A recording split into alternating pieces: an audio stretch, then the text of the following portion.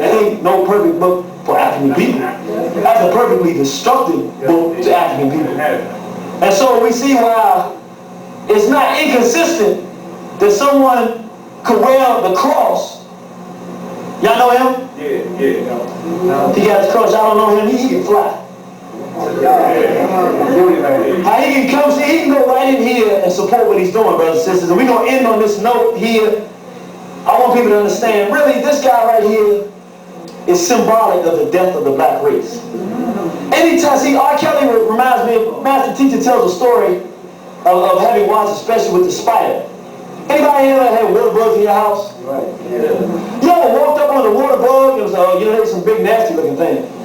But it don't move, and you think he's alive because he looks perfectly intact. But in fact, once you go to pick him up and get the napkin and he's actually dead. What happened to him is that the spider lays a web. And the water bug don't see the web. So he gets caught in the web. And once he gets caught in the web, he struggles to get out. And the more he struggles, the more he gets caught in the web. And the spider takes his time. He walks up to the water bug. He punches a hole in him. And then he sucks the insides out. And then when he finishes with him, he throws him off the web, throws him down the steps, and that's where you find him. Now he looks like he's perfectly intact. He looks perfectly intact.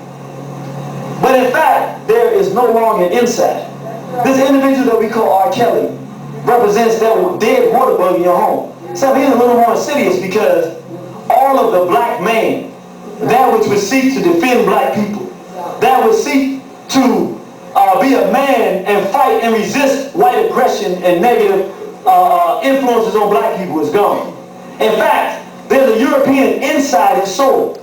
So we see the shell, we see a chocolate European, we see a chocolate covering over top of a European who would not only seek to participate in white sex, but promote child rape to us as if it is the proper way to be. That's right, bro. And so we saw this sister here, her name was Aaliyah.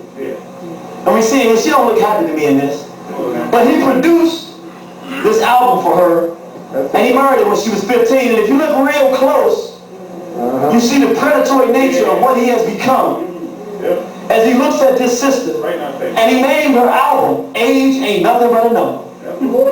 Now, if he married her when she was 15, how old was he when he began to urinate on her like we know he does? Let me tell you something. A race that will allow someone to urinate on their daughters should die.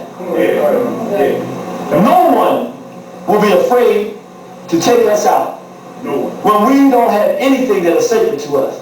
And when we ourselves will urinate on our daughters and celebrate individuals who do it.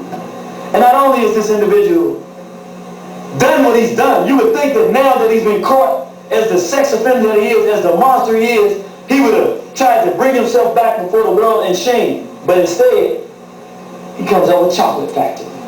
He got his high top hat on, and he's celebrating, just like those brothers on the plantation who said, look what we got here, and sold our daughters. He ravages and assaults our daughters in the same manner that the white race did. So now, the white race don't have to destroy us. They can actually internally strip us of who we are on the inside. And then we do the insulting and destruction to ourselves. Don't look at R. Kelly as a black man. He's not. He's a victim of racism and white supremacy. But really, he's a chocolate-covered European. He's a black cracker. Go ahead, bro. With all Europe inside his soul. Go ahead, bro. And we can't use him no more. And I'll show you how vicious R. Kelly is. He came out with the Chocolate Factory. He called himself the Pied Piper. Let's see who the Pied Piper was. This is Wolfgang Meier, the Pied Piper of Hamelin. In the year of the 700th anniversary of the German legend, the Pied Piper of Hamelin, this phrase can be used and interpreted positively or negatively, just as the original legend itself actually portrays the Pied Piper as an ambivalent figure, both good and evil. As a rat catcher, he is altogether a benevolent magician. But as an abductor of 130 innocent children, he becomes malevolent and evil as the devil himself. Such modern Pied Pipers could be politicians, leaders of religious sects, rock stars, teachers, or whatever. Key sentence, but all attempting to lead people to some kind of gold. Some kind of gold. His goal is what we call genocide. I'm going to tell you, black people, symbolically, we have to destroy this R. Kelly. At a time in history when black people don't know that it's wrong for grown adults to be indulged in sexual activity with children, we are looking at the end. We may have been the first people on the planet, and we heard the statement that the first will be last and the last will be first, but it don't have to be that way.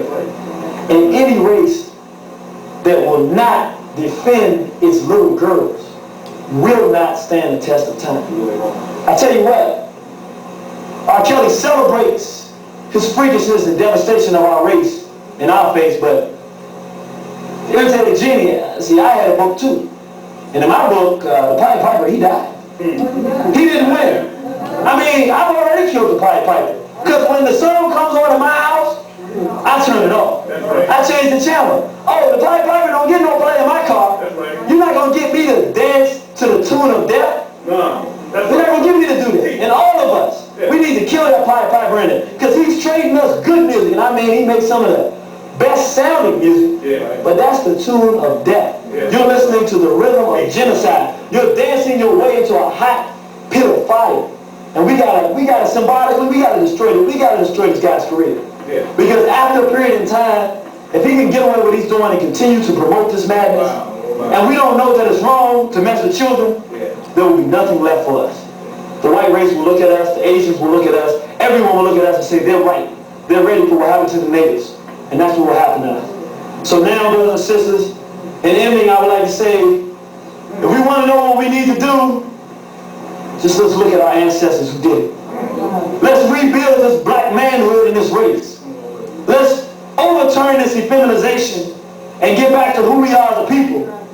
Let's protect and defend our women and our children. And let's rise as a race again. Our God commands growth and prosperity to African people. Peace to all God's beings, and death to all enemies.